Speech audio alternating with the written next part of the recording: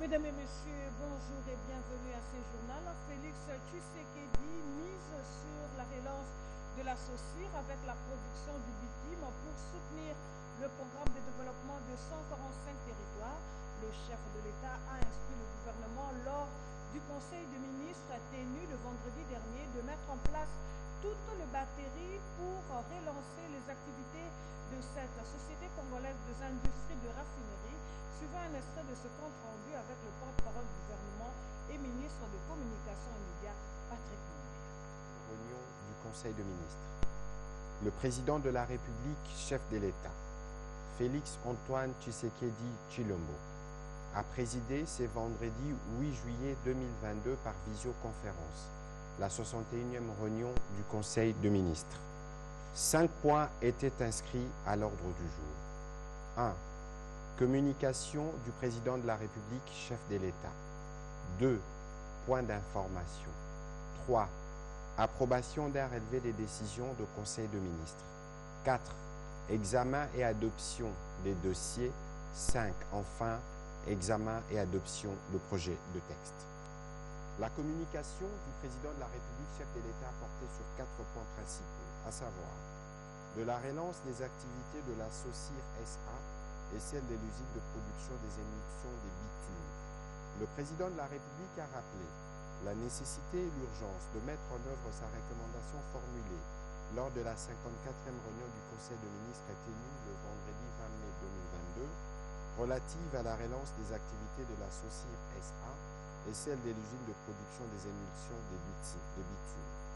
Cette relance devrait permettre à la SOCIR de jouer également son rôle, non seulement logistique, mais surtout d'usine des raffinages du pétrole brut, en vue d'assurer l'approvisionnement du marché national en produits pétroliers. Les 2 unités de production d'émulsions de bitume neuves, une fois mises en service, permettra la fabrication journalière de 1000 tonnes de bitume. Le président de la République a chargé la ministre d'État, ministre du portefeuille, d'accélérer les processus devant aboutir à la mise en place d'une commission spéciale composée des délégués des parties prenantes afin de dresser l'état des lieux d'élaborer le plan de relance de cette société, incluant la production d'émulsions de bitume.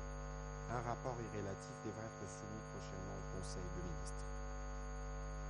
Le gouvernement appuie sur l'accélérateur pour la bonne tenue du 9e jeu de la francophonie l'année prochaine. Le Premier ministre Jean-Michel Sama-Lukonde a lui-même présidé la réunion du comité de pilotage. Il a ainsi instruit au cours de cette réunion le président du comité de tout mettre en œuvre pour la réussite de ce rendez-vous sportif Patrick Tondouan.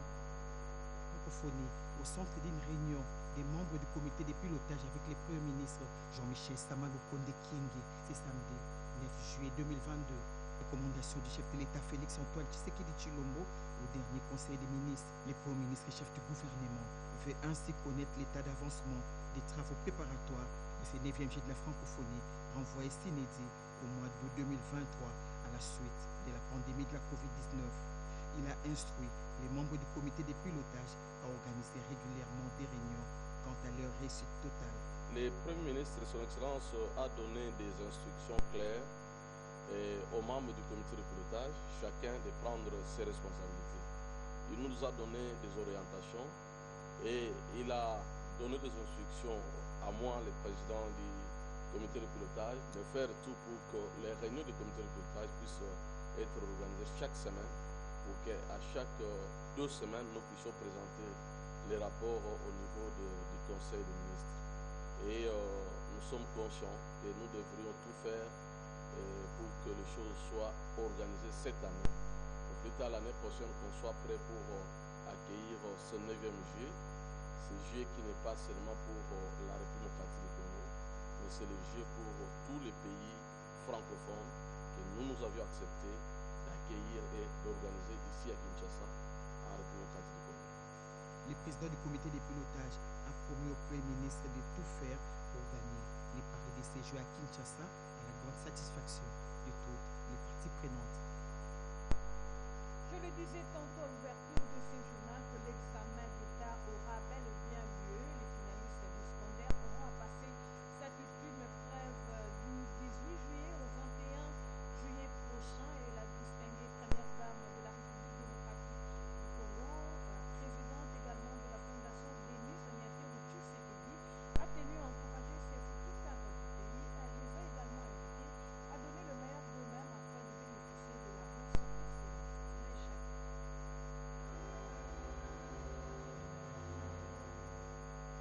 Chers finalistes, la réussite, dit-on, est le fruit du travail, du courage et de l'intelligence.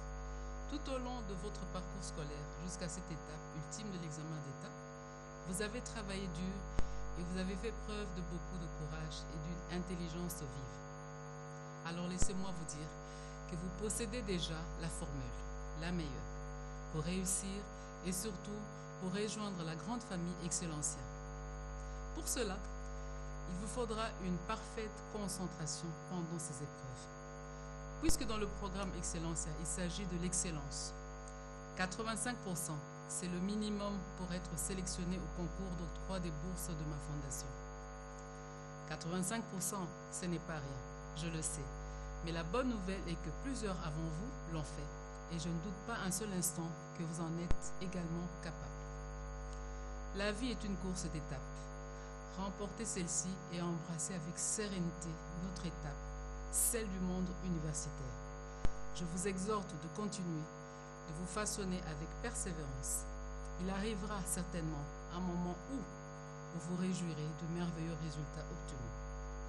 Engagez-vous donc dès maintenant, avec assiduité et foi en vos capacités, afin de garantir votre avenir et faire partie de l'élite dont notre pays a besoin pour son relèvement et son émergence. Bon travail et que Dieu vous soit favorable. La réunion ordinaire du Conseil des ministres de l'autorité de coordination de transit et de transport du corridor Nord s'est tenue le vendredi dernier. Nous sommes là au Kenya. Parmi les échanges qui s'étaient invités sur la table de discussion, l'on note la situation sécuritaire qui prévaut dans l'est de la République démocratique du Congo. Le ministre congolais de Transport qui a porté la voix de son pays à ces travaux a démontré que cette guerre risque de déstabiliser les échanges commerciaux et la circulation des personnes des pays membres de cette organisation sous-régionale. La réunion ordinaire du Conseil des ministres de l'autorité de coordination de transit et de transport du corridor Nord a opté d'œuvrer pour la paix, base fondamentale d'une intégration sous-régionale harmonieuse. L'organisation réunit 6 pays, à savoir la RDC, le Burundi, le Rwanda, l'Ouganda, le Kenya et le Soudan.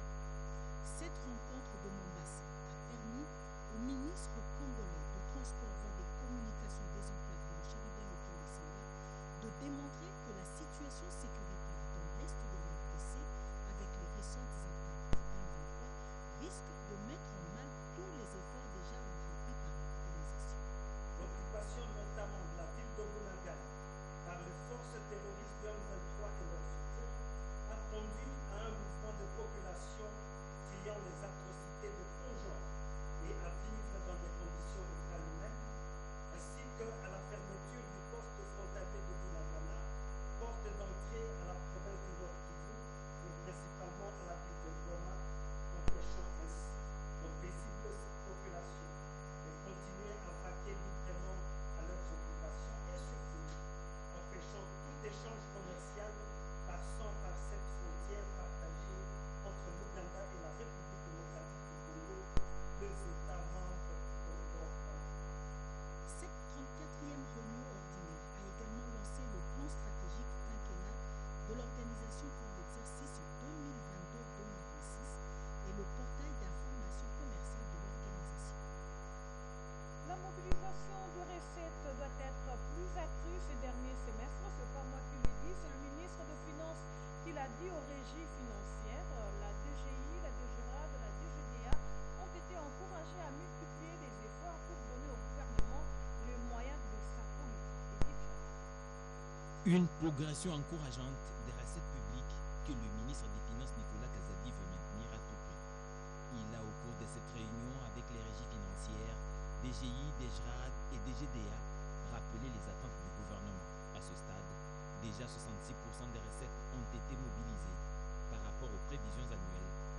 Le premier semestre enregistre un taux record de 136% avec la DGI en tête de mobilisation, 180% sur les prévisions annuelles, suivi de la DGRAD avec 113% et la DGDA avec 78%.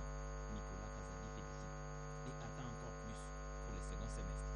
Son Excellence nous a félicité pour cette réalisation.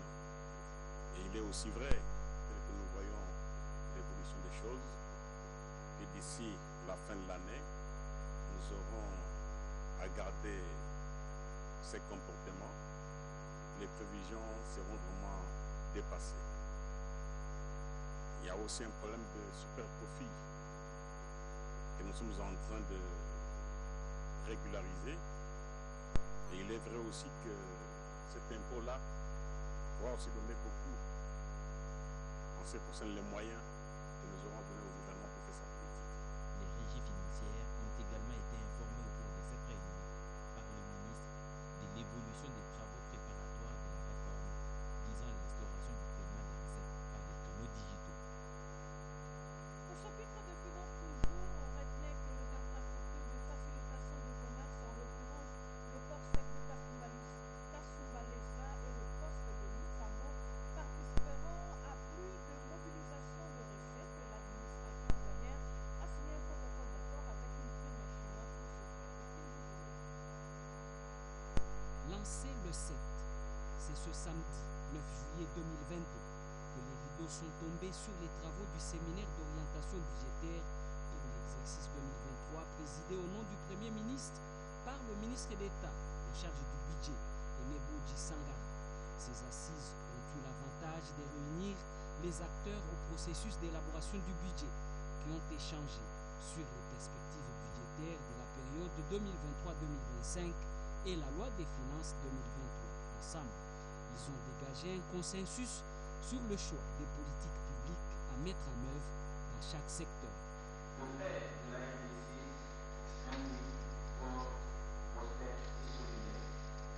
Parmi les défis de 2023 figure le financement des élections face à la guerre dans l'est du pays, tout en gardant un œil vigilant sur le processus de développement du pays en termes d'investissement dans le contexte de la crise mondiale due à la guerre russo-ukrainienne. Les moyens importants s'imposent.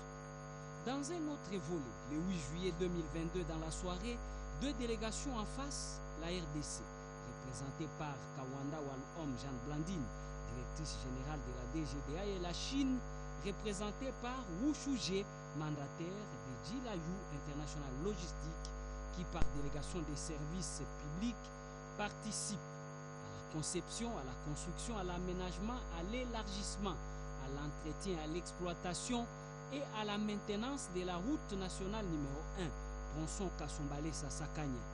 La mise en place de 4 postes de péage, un poste frontalier à Sakanya et un autre à Mokambo. Vu la convention du 12 août 2019 avec le gouvernement de la République, un protocole d'accord vient d'être signé. C'est pour instaurer un cadre juridique pour les parties de disposer, de définir des mécanismes et des modalités de gestion et de fonctionnement du comité de suivi conformément au protocole d'accord. La patronne de la douane congolaise a salué à juste titre ce partenariat public-privé pour le développement des infrastructures en République démocratique du Congo, selon la vision du chef de l'État, Félix Antoine Tshisekedi Tshilombo. Un autre protocole d'accord signé, c'est celui portant développement du Kasaï central, précisément la réhabilitation de la voirie urbaine de Kananga. Les autorités de cette province et le bureau central de coordination ont procédé à la situation de ce protocole.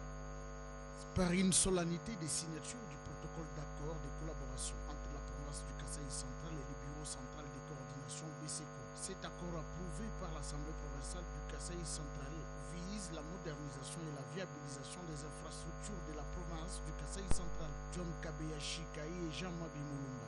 Seul impact qui vise les saluts et le développement du Kasaï central dans la vision du chef de l'État.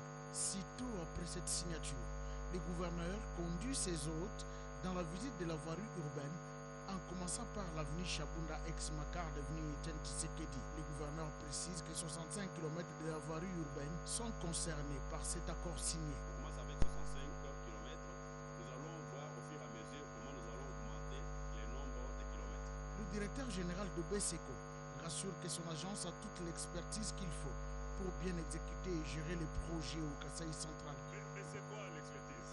Alors nous avons des outils pour ça. C'est quoi l'avantage en tant qu'agent d'exécution?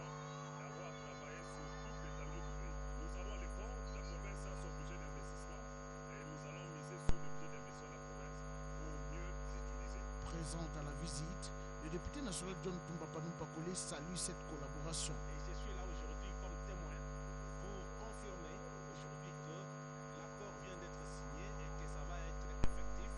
Les avenues du Bindi et Andesha, Congo, Sele, Pangailunga et de la Révolution à Katoka, route Ika, Malolé et Nganza Sainte-Thérèse ont été visités par la délégation du gouverneur.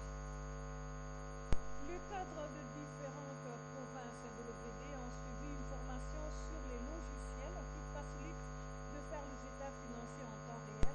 Cette formation a permis ce soir dernièrement, commentaire Christine. La formation sur les logiciels Tompo vient de se clôturer. Les cadres financiers de l'OVD ont dû suivre cette formation de la société Tomate grâce à l'action managériale du DG Victor Tumba, soucié du recyclage de ses collaborateurs et de les voir manipuler la technologie de pointe.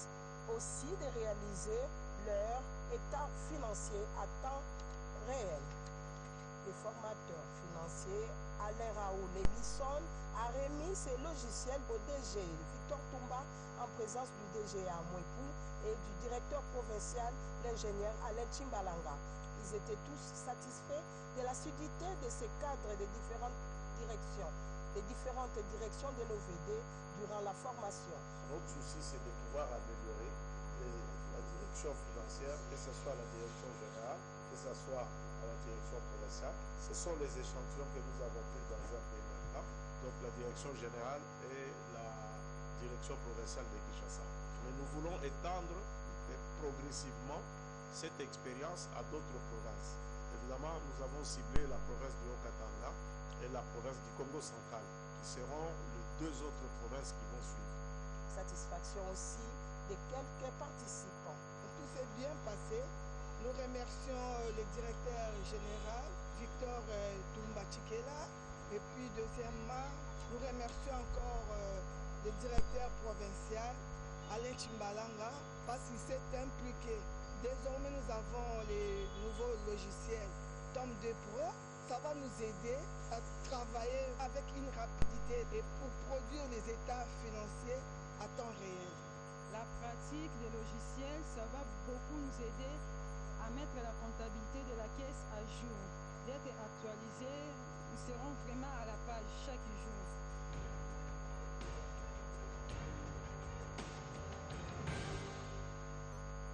La tradition a été respectée comme chaque vendredi avec la tenue par visioconférence de la 71e réunion du Conseil des ministres présidée par le chef de l'État, Félix-Antoine Tshisekedi Tshilombo. Et en début de cette même semaine, le président de la République avait participé au sommet tripartite Angola-RDC-Rwanda à Luanda, la semaine du chef de l'État avec notre confrère Jean-Pierre. Une tripartite Angola, RDC, Rwanda sur la situation sécuritaire dans l'est de la République démocratique du Congo. Le président de la République, Félix-Antoine Tshisekedi Tshilombo, y a pris part à l'invitation de son homologue angolais Joao Lourenço, président des exercices de la CIRG. La tripartite de Rwanda s'est clôturée par l'établissement d'une feuille de route sur la relance de la commission mixte RDC-Rwanda.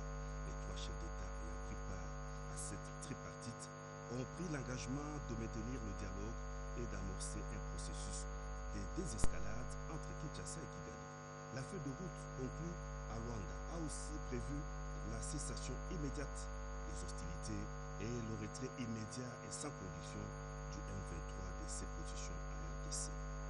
À Kinshasa, à la cité de l'Union africaine, le président de la République, Félix-Antoine Tshisekedi Tshilombo, a reçu le gouverneur intérimaire du Lualaba, Madame Fifi Masuka Saini. La chef de l'exécutif provincial a informé le président de la République de la Constitution, la rénovation plus de 30 ans après de la route d'Ilolo-Sandoa et du tronçon Sandoa-Kapanga dans le cadre du développement du pays à partir de la base. L'autorité provinciale du Lualaba a aussi informé le chef de l'État de l'inauguration à Goma, au Nord Kivu, de 150 maisons construites pour les sinistrés des dernières éruptions volcaniques grâce aux fonds récoltés à l'initiative du gouvernement provincial du Lualaba.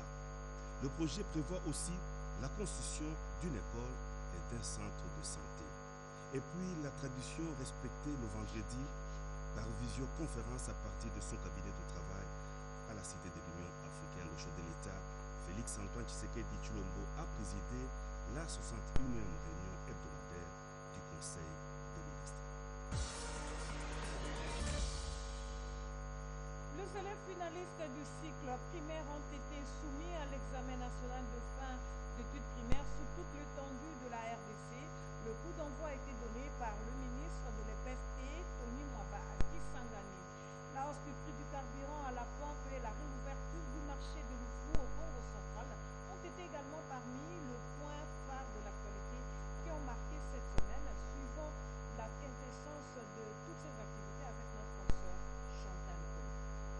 2 millions d'élèves du cycle primaire étaient au rendez-vous pour présenter l'examen national de fin d'études primaires en République démocratique du Congo. C'est le ministre de l'EPST Tony Mwaba qui a donné l'ego à Kisangani dans la province de la Tchoko. Fin de la 4e épidémie d'Ebola à l'Équateur, à l'ouest de la République démocratique du Congo. L'annonce a été faite par le ministre de la Santé publique. De l'autre côté, les médecins réunis au sein du syndicat national des médecins ont annoncé les débuts de la grève dans tous les hôpitaux du pays. Un ordre boycotté par le syndicat des médecins de la République démocratique du Congo.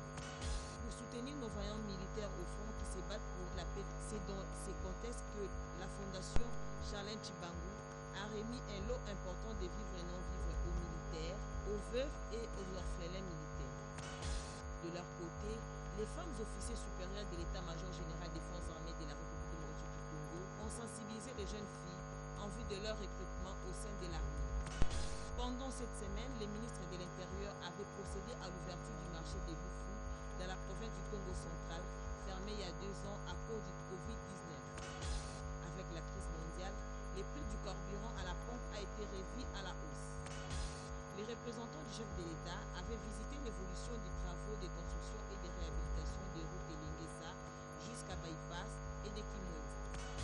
Au Kasaï oriental, le ministre des ITP a lancé les travaux de 35 km de voirie de Mbujimaï dans le cadre du projet Tilégé.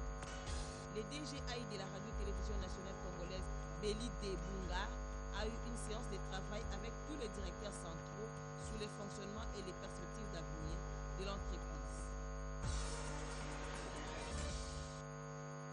Le site de la télévision nationale dans la commune de Mongafula, victime d'une spoliation, de tierces personnes ont envahi ce terrain et ce en complicité avec certains chefs coutumiers de ce coin. Nos reporters étaient descendus sur le lieu pour faire le constat. Ce paysage en projection, communément appelé site Orgaman, Sebo, situé dans la commune de Mongafula, est une concession qui appartient à la radio-télévision nationale congolaise depuis Belgrade. Convoité par des malfaiteurs, il fait objet de spoliation. Pendant ce temps, Orgaman continue de réclamer ces mêmes terrains. Le contentieux entre la RTNC et Orgaman est en cours à la justice, bien que le jugement a déjà été rendu en faveur de la RTNC. Curieusement, aujourd'hui, la population, en complicité avec les coutumiers, veut s'accaparer ces terrains. Maître Mukendi Lunguluka, qui gère ces dossiers à la justice pour les comptes de la RTNC, explique le constat fait sur le terrain. Le DG de la RTNC, M. Belidé Bouga, nous a envoyé sur ce terrain pour voir la situation qui se passe là-dessus, car il s'agit d'un terrain de la RTNC lui attribué depuis de longues années, mais qui a été d'abord objet de convoitise par Sebo. Et aujourd'hui, la RTNC est en procès avec Sebo, mais on apprend que sur le terrain, il y a des envahisseurs qui veulent s'attribuer des portions de terrain. On est venu pour voir qu'est-ce qui se passe sur le terrain et quelles décisions prendre. À l'instant même, une plainte a été déposée à la police nationale pour empêcher à quiconque d'envahir ces sites. Entre-temps, le processus électoral en RDC a pris sa vitesse de croisière. Le président de la Commission électorale nationale indépendante, Denis Kadima, a procédé le vendredi dernier à l'ouverture du prix de marché d'acquisition de kits d'enrôlement des électeurs, des cartes d'électeurs et des services connexes. Reportage Jean-Pierre Moulin. La salle abbé Apollinaire Malou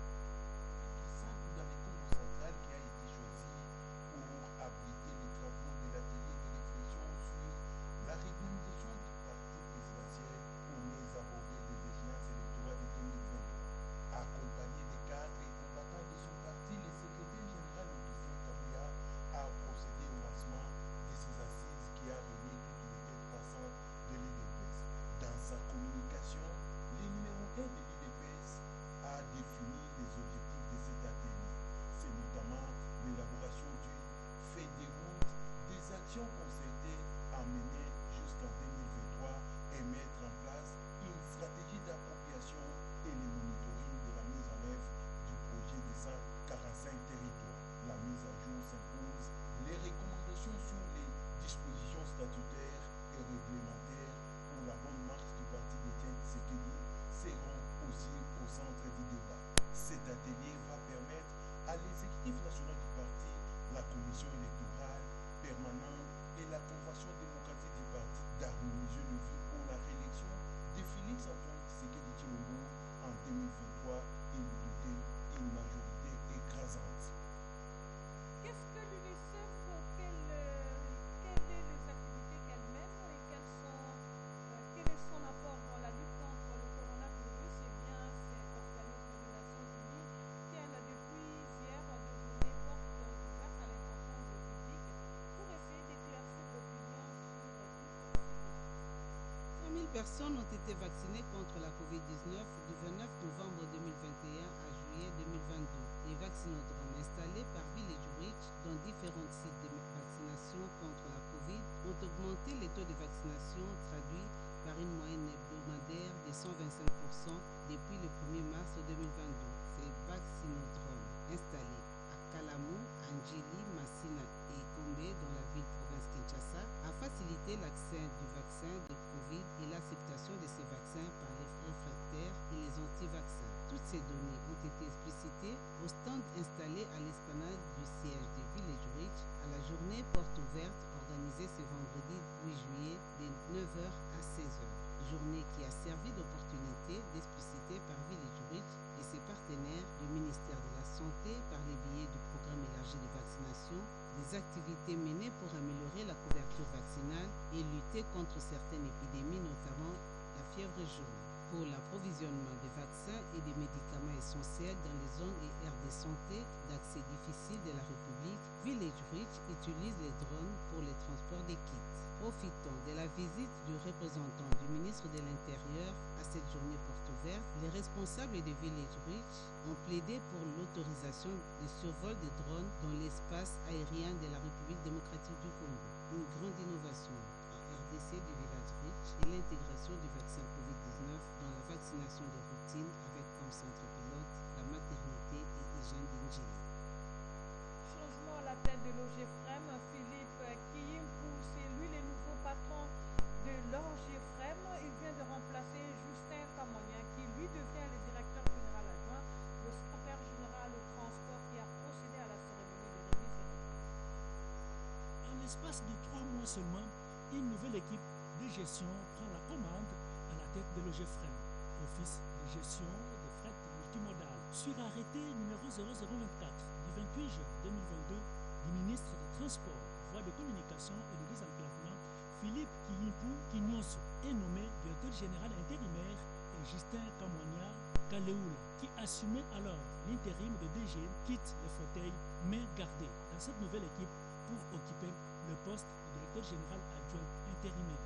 Lecture de l'arrêté et du procès verbal, signature et passation des signataires, c'est donc la preuve de l'exécution de la décision de l'autorité hiérarchique. Peu avant cette symbolique significative de passation de pouvoir entre le DG sortant et son successeur, le secrétaire général au transport, représentant personnel du ministre qui a présidé la cérémonie solennelle de ce vendredi 8 juillet 2022, a rappelé le contexte de cette décision du gouvernement et les rôles que doit jouer l'OGFREM dans la politique gouvernementale. Pas donc d'agitation si l'on veut réaliser les assignations révolues à cette entreprise, a-t-il martelé. Je demande une seule chose, l'amour, la paix et le travail, avec sacrifice et abnégation. Vous avez bien dit, on est une famille.